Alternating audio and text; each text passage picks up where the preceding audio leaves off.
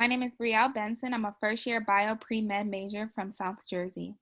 My name is Tiffani Dowell, and I am a second-year psychology pre-med major from Farmington Hills, Michigan. Hello, my name is Shakya. I'm a first-year bio pre-med major from Richmond, Virginia. Hi, I'm Serenity Smith, a first-year psychology pre-med major from PG County, Maryland. And this is our analysis on the change of bird of prey species richness over the fall 2020 migratory season. Migration is a seasonal event that involves species moving on a large-scale basis to a different environment. Birds of prey are carnivorous and evolved from raptorial lineage. Species richness is the number of different species in an ecological community. The data was gathered from August through November at a watch site in St. Ignace, Michigan. The objective of this research is to analyze and find patterns in species richness throughout the fall migratory seasons. This is our species list. The null hypothesis is species richness will remain the same throughout the fall season. The hypothesis is that species richness will be higher in the beginning of the fall season, and the predictions is that species richness would continue to decline in the winter.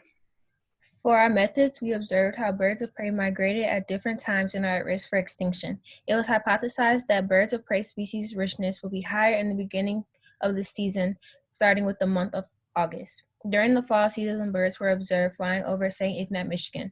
When conducting the research, we collected data from the watch site. After, we used Google Sheets to collect data from the fall 2020 season listed on hawkcount.org.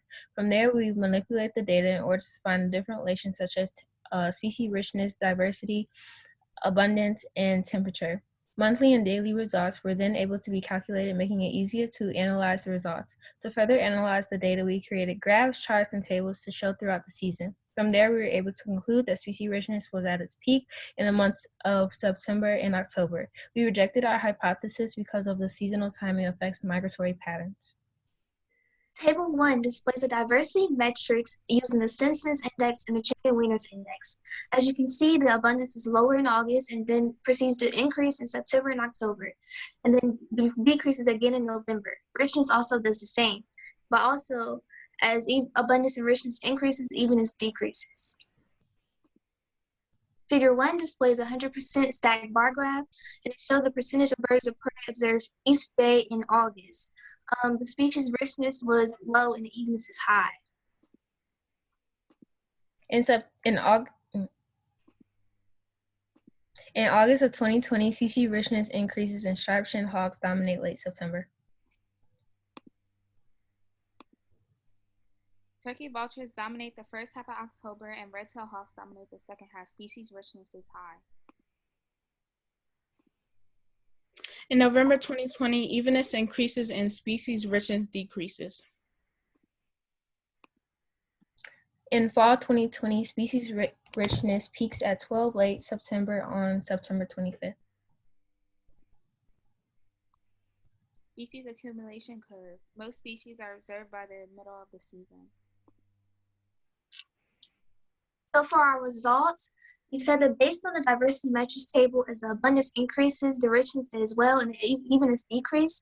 This is because months with high richness were dominated by 1 or 2 species, most sample days. Daily species richness peaked on September 25th at 12, and then continued throughout the early October, then declined in late October.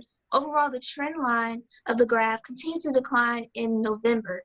Based on the species accumulation graph, we analyzed that most species were observed by the middle of the season at about 42 days, and all species were observed by October. The middle months had the most species observed, with October at a total of 15 species and September at a total of 14 species. We have concluded that the timing does not impact species richness. All species were not accounted for until October. The table shows that there is an inverse correlation between richness and evenness because of the domination of one species. Species richness did not increase until the middle of the season. This shows that our hypothesis was rejected.